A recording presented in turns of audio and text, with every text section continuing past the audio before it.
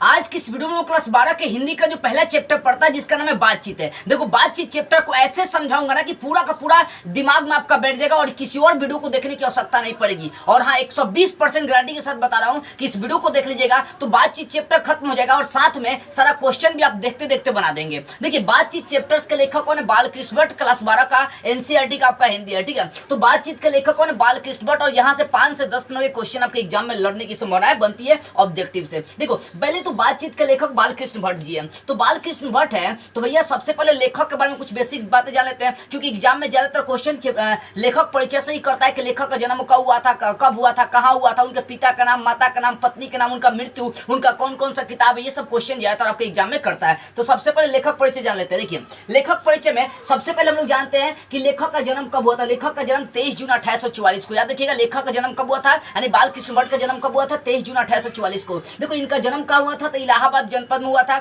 जो कहाँ पड़ता है? उत्तर प्रदेश यूपी में पड़ता है। इनके पिता का नाम बेनी प्रसाद भट्ट था, इनके माता का नाम पार्वती देवी था। और इनका हिंदी प्रदीप जो था ना एक पत्रिका था। तो कई बार पूछता है कि हिंदी प्रदीप जो पत्रिका है किसने संपादित किया था? तो किसने? बालकृष्ण भट्ट ही संपादित किए थे।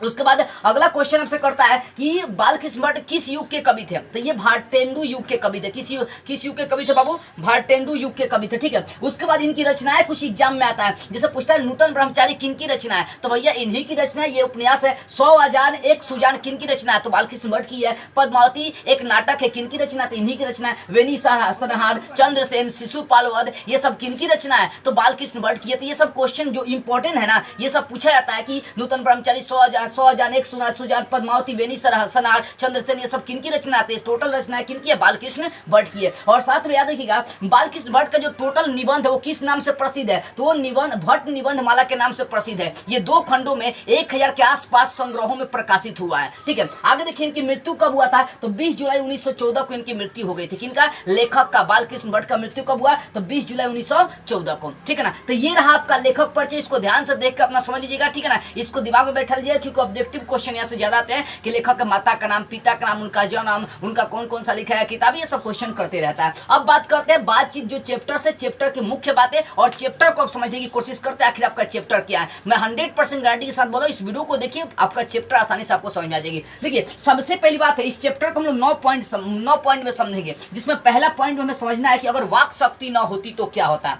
यानी कहने का सीधा से मतलब है कि अगर मनुष्य के पास वाक शक्ति नहीं होता, वाक शक्ति का मतलब है बोलने की क्षमता नहीं होता, बोलने का कला नहीं होता, तो मनुष्य कैसा होता? तो ध्यान से सोचिए कि अगर मनुष्य के पास वाक शक्ति मतलब बोलने की क्षमता होता है, ठीक है, तो मनुष्य के पास अगर बोलने की क्षमता नहीं होता तो मनुष्य कैसा होता? तो गूंगा होता, जानवरों के जैसा गूंगा होता। वो अपनी बातें, अपनी दर्द, अपनी बीरा, अपनी वेदना किसी से कह नहीं पाता। आज कोई लड़का किसी लड़की को जाकर, जानते हैं आजकल जो प्रपोजल का सीन चल रहा है, चाहे मान लीजिए आपको दुखे दर्द है या डॉक्टर के पास जाना है, कोई सामान किसी दुकान से लेना है, तो भैया हम अगर बात नहीं कर पाते तो हम तो जानवर हो जाते ना। तो वही अगर वाक शक्ति ना होती तो हम लोग क्या होते? गूंगे होते, जानवरों के जैसा होते। जैसे जानवर अपनी बातें नहीं कह पाता वैसे हम भी नहीं कह पाते, ठीक है। तो बोल सकते कि अगर वाक शक्ति ना होता तो पूरा सृष्टि गूंगा होता, जानवरों के जैसा ये पूरा पृथ्वी होता, जानवरों के जैसा इंसान होता, और वो अपनी दर्द, बातें, विरह, वेदना कुछ भी किसी से प्रकट नहीं कर पाता, नहीं कह पाता, ठीक है। ये बातें। उसके बाद आर्ट्स ऑफ कन्वर्सेशन के बारे में जानना कि अगर आर्ट्स ऑफ कन्वर्सेशन क्या है। देखो आर्ट्स ऑफ कन्वर्सेशन सबसे ज्यादा यूरोप में प्रचलित है, यानी यूरोप में प्रसिद्ध है।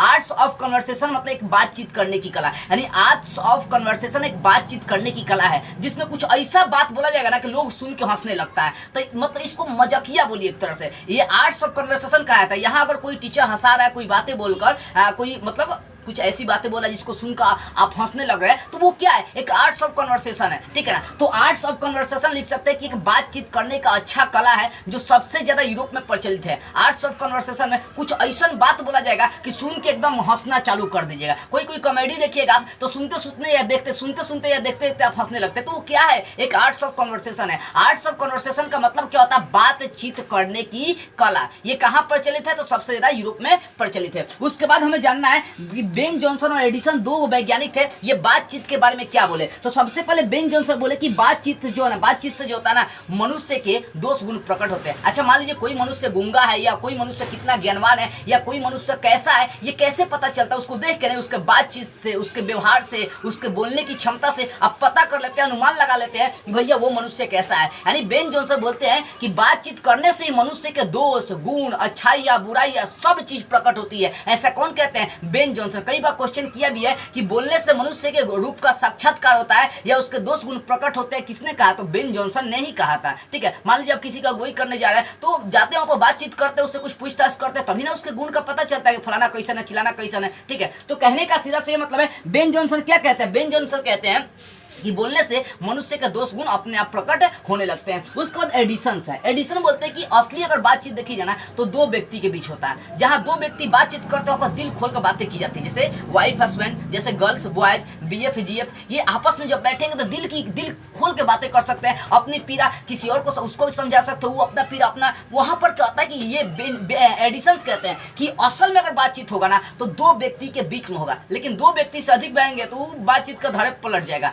तो एडिशन के अनुसार बातचीत करने का सबसे अच्छा तरीका और अच्छा कला क्या है? तो एडिशन साहब कहते हैं कि बातचीत केवल दो व्यक्तियों के बीच, यानी असल बातचीत जो होता है वो दो व्यक्तियों के बीच में होता है। ऐसा कौन कहते हैं? एडिशन साहब कहते हैं। क्या बोलते हैं एडिशन साहब? कि असल बातचीत केवल कितने व्यक्तियों के बीच में होती है? तो दो व्यक्तियों के बीच में असल बातचीत होती है। ऐसा कौन कहते हैं? तो ऐसा कहते हैं एडिशन साहब। ठीक है, लेकिन बेन जॉनसन कहते हैं कि बोलने से मनुष्य के दोष गुण प्रकट होते हैं। एडिशन कहते हैं कि असली में बातचीत कितने व्यक्तियों के बीच में होता है? दो व्यक्तियों के बीच में। देखिए, बातचीत अगर मनुष्य बातचीत नहीं कर पाता था, जानते हैं, देखिए आप कोई आदमी देखिएगा दारू पी के आता है ना, या कोई आदमी काम धाम करके आता है तो काम धाम करके आएगा तो गुस्सा अपना निकालता अपने बीबी पर, अपने बच्चे पर मार पीट के, जानते हैं, वो भड़ास निकालता है। बातचीत से मनुष्य के अंदर जो पीड़ा होता है, जो धुआं होता है, जो मवाद होता है, वो सब निकल जाता है। मान लीजिए आप कहीं कोचिंग या स्कूल पढ़ने गए हैं, वहां पर आपने ठान लिया कि मुझे ये प्रश्न करना है, बाई चांस किसी कारणवश आप वो प्रश्न नहीं पूछ पाते हैं टीचर से अपने, तो वो मवाद या धुआं के रूप में आपके अंदर बैठ जाता है और हमेशा वही बात आपको खाई जाती है। लेकिन अगर वही चीजें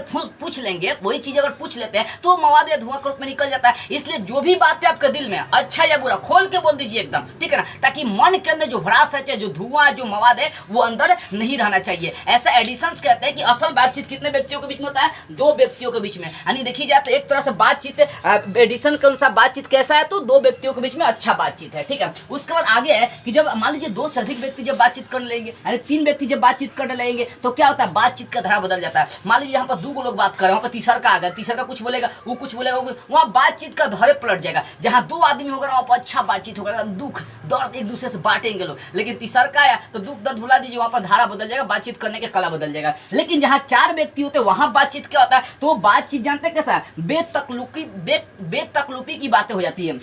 बेतकल्लुफी की बातें, यानी बेकार की बातें। अगर तीन से अधिक व्यक्ति बात कर रहे हैं, चार व्यक्ति बात कर रहे हैं तो बेकार की बातें हो गया। अगर चार से अधिक व्यक्ति हो जा रहे हैं तो राम रमवल हो गया, यानी कोई कुछ राम रमवल का मतलब ऐसे ही टाइम पास। ठीक है ना, तो याद रखिएगा, बेन जॉनसन कहते हैं कि बोलने से मनुष्य के दोष गुण प्रकट होते हैं। एडिशंस कहते हैं कि असल बातचीत दो व्यक्तियों के बीच में होता है, लेकिन जहां तीन व्यक्ति आते हैं बातचीत की धारा बदल जाती है। जहां चार व्यक्ति बातचीत करते हैं वो बेतकल्लुफी की बातें हो जाती है। जहां चार से अधिक व्यक्ति बात करते हैं वो एक राम रमवल हो जाती है। जहां 10 लोग बात कर उसको भी क्या बोलेंगे? राम रमवल बोलेंगे। ठीक है, उसके बाद आगे हमें पढ़ना है वाक शक्ति का दमन या बातचीत पर नियंत्रण। देखो, ये कहते हैं कि मनुष्य को अपने बातचीत पर नियंत्रण रखना चाहिए, यानी जहां आवश्यकता हो वहीं पर बोलिए। ठीक है ना, जहां आवश्यकता नहीं वहां पर नहीं बोलना चाहिए, क्योंकि रहीम का हमको दोहा रहा है कि रहीमन जी हो बाबरी, कहीं गई सड़क पतारा, पू तो कहीं भीतर गई जूती खात का पार। यानी रहीम कहते हैं कि अपने जिहवा को संभाल के रखिए। वो तो बोल देता है, बोल के अंदर चला जाता है, लेकिन आपको सजा या अपमान या सम्मान कौन दिलाता है? जिहवा दिलाता है। इसलिए जब भी आदमी को बोलनी चाहिए सोच समझ के बोलनी चाहिए। अच्छा बात बोलेंगे सम्मान मिलेगा, बुरा बात बोलेंगे लात मिलेगा, मार खाना पड़ेगा। ये सब चीजें याद रखिए। वही बात है कि मनुष्य को अपने बातचीत पर नियंत्रण रखनी चाहिए। नियंत्रण का मतलब जहां आवश्यकता वहीं बोलनी चाहिए, हमेशा बड़बड़ाते नहीं रहना चाहिए। जहां आवश्यकता है खुल के बोलेंगे, भाई कुछ पूछना है खुल के बोलेंगे। अब जब देखिए तब बड़बड़ाते रहेंगे तो ये बातचीत करने की कोई कला नहीं होती है। ठीक है, और 10वां पॉइंट हमें समझना है, लेखक के अनुसार असल बातचीत, यानी लेखक जो है ना बालकृष्ण भट्ट, इनके अनुसार बातचीत असल यानी असली बातचीत क्या है? देखो, तो लेखक के अनुसार अगर देखी जाए असल में बातचीत करने का तरीका क्या है, तो अपने आप से है। देखो, एडिशन बोले कि असल बातचीत दो व्यक्तियों के बीच में होता है, लेकिन बालकृष्ण भट्ट कहते हैं कि अगर देखी जाए तो असल बातचीत करने का तरीका जो है ना किसी और से नहीं, अपने आप से है। अगर लाइफ में आप उन्नति की ओर आगे जाना चाहते हैं, अपने अंदर के कमियों को निचोड़ना चाहते हैं, तो खुद से बातें करना चाहिए। ठीक है ना, और रियलिटी बात बता रहा हूं कि आप स्वयं के लिए 1 घंटे रोज टाइम निकालिए, रात को या सुबह में मतलब समझना शांत माहौल में जाइए, खुद सोचना चालू करिए। देखिए आपके अंदर बैठा एक इंसान है, वो आपसे बातें करता है, वो आपकी कमियों को निकालता है, और चाहेंगे तो आप अपनी कमियों को दूर कर सकते हैं और अपने लक्ष्य अपने गोल की ओर आगे बढ़ सकते हैं। कौन ऐसा कहते हैं? ऐसा कहते हैं लेखक कहते हैं कि असली बातचीत करने का तरीका किसी लड़का से किसी लड़की से 2 व्यक्तियों के बीच में नहीं, अपने आप से है। इसलिए जो इंसान अपने आप से बातें करता है वो इंसान लाइफ में बहुत आगे बढ़ता है, और जो अपने आप से बातचीत नहीं करता वो आगे नहीं बढ़ता है। इसलिए आप कितना ही जीवन में क्यों ना बिजी हो जाओ, लेकिन खुद के लिए जरूर टाइम निकालना, आधे घंटे 1 घंटे 15 मिनट 20 मिनट आप सोचो कि मैं क्या हूं, मेरे अंदर क्या कमियां है जिसके कारण से मैं पिछड़ जा रहा हूं, मैं कैसे अपने लाइफ की ओर आगे बढ़ सकता हूं, कैसे। आपके अंदर जो इंसान है, एक अंदर इंसान है, वो आईना है, वही आपके अंदर आईना, वही आपकी कमियों को, आपकी अच्छाइयों को, आपकी बुराइयों को प्रकट करता है, और चाहेंगे तो आप उसको दूर कर सकते हैं। इसलिए लेखक कहते हैं कि लेखक के अनुसार बातचीत करने का सबसे कोई अच्छा तरीका है तो अपने आप से। तो बाबू आप लोग भी बातचीत खुद से करने का एक टाइम निकालिए, जोड़िए अपने आप से बातचीत करना, ठीक है। तो ये 9 पॉइंट में आपका चैप्टर था, मुझे विश्वास है कि पूरी चीज आपको समझ में आ गई होगी, ठीक है ना। बस इन 9 पॉइंट के आधार पर मैंने आपको चैप्टर को समझाया। अब जैसा देखते हैं चैप्टर का जो क्वेश्चन आंसर है उसको समझ लेते हैं। किताब खोल लीजिए अपना, ठीक है ना। देखो दिवंगत भाग 2 है, बातचीत जो चैप्टर है, इसमें सबसे पहला क्वेश्चन है आपका कि अगर हम में वाक शक्ति न होती तो क्या होता। यानी क्वेश्चन है कि अगर मनुष्य में वाक शक्ति ना होती हो तो क्या होता है। तो पहले ही बताया था कि अगर वाक शक्ति का मतलब बोलने की क्षमता, तो सोचिए अगर मनुष्य में बोलने की क्षमता नहीं होती तो मनुष्य क्या होता, गूंगा, जानवरों के जैसा होता है, अपनी बातें किसी से कह नहीं पाता, अपनी दर्द अपनी भावनाएं किसी के सामने प्रकट नहीं कर पाता। इतनी बातें लिखना कि अगर मनुष्य के पास बोलने की क्षमता, वाक शक्ति नहीं होती तो मनुष्य गूंगा होता है, ये पूरी सृष्टि गूंगा होता है, मनुष्य जानवर का समान होता है, अपनी बातें किसी और से कह नहीं पाता, अपनी भावनाएं अपना दर्द पीड़ा किसी से कह नहीं पाता। बस इतनी बातें लिखना। दूसरा क्वेश्चन क्या करा वो देखिए, बोला बातचीत के संबंध में बेन जॉनसन और एडिसन के क्या विचार थे। लिखा हुआ है बेन जॉनसन बातचीत के बारे में क्या बोलते हैं कि मनुष्य के 2 गुण प्रकट होते हैं बातचीत करने से, लेकिन एडिसन कहते हैं कि असली बातचीत 2 व्यक्तियों के बीच में होता है। तो इसी चीज को लिख देना। तीसरा प्रश्न आपका क्या बोल रहा है कि आर्ट्स ऑफ कन्वर्सेशन क्या। तो आर्ट्स ऑफ कन्वर्सेशन एक बातचीत करने की कला है जिसमें कुछ ऐसे बातें बोली जाती है जिसको सुनकर हम लोग हंसने लगते हैं, और ये सबसे ज्यादा कहां प्रचलित है, तो यूरोप में प्रचलित है, ठीक है। आगे चौथा क्वेश्चन, मनुष्य के बातचीत करने का उत्तम तरीका क्या हो सकता है, इसके द्वारा वो कैसे अपने लिए सर्वथा नवीन संस्कार की रचना कर सकता है। तो